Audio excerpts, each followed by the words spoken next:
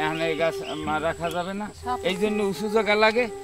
এই উঁচু জায়গা যেমন এই যে এই করছি, এই প্ল্যান এই পদ্ধতি করছি, এই আমাদের বিদেশি এলাকারা যে পদ্ধতি নিয়ে দিয়েছে, এই পদ্ধতিতে করলে আমাদের ভালো হবে।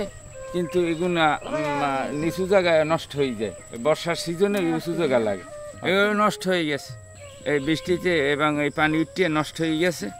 যদি উঁচু জায়গা থাকতো তাহলে এই গাছ মরতো না, নষ্ট হইতো না। হ্যাঁ,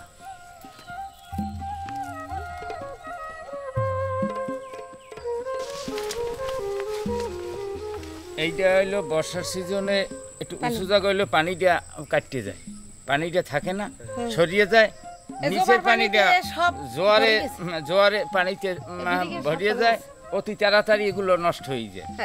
আর এই উঁচু জায়গায় পানি ওঠে না এবং পানিটা তাড়াতাড়ি সরিয়ে যায়, যার ফলে জমিটা শুকনো থাকে, গাছ মরে না, নষ্ট হয় না।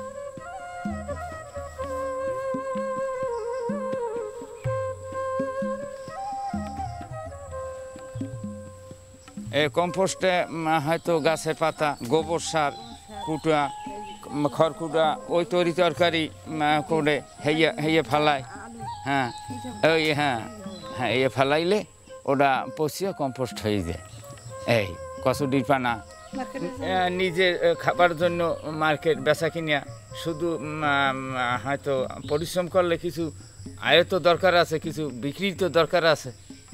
হ্যাঁ, বেচা হ্যাঁ হ্যাঁ, এরা আইয়া দেখে, এগুলো দেখিয়া কলে এটা সুন্দর হয়েছে, আমরাও এটা ভাবে করবো।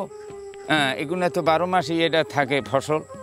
হ্যাঁ হ্যাঁ, কি করছে দেখতে আয়। হ্যাঁ হ্যাঁ হ্যাঁ, এই তো সুন্দর কায়দা করছে। হ্যাঁ হ্যাঁ।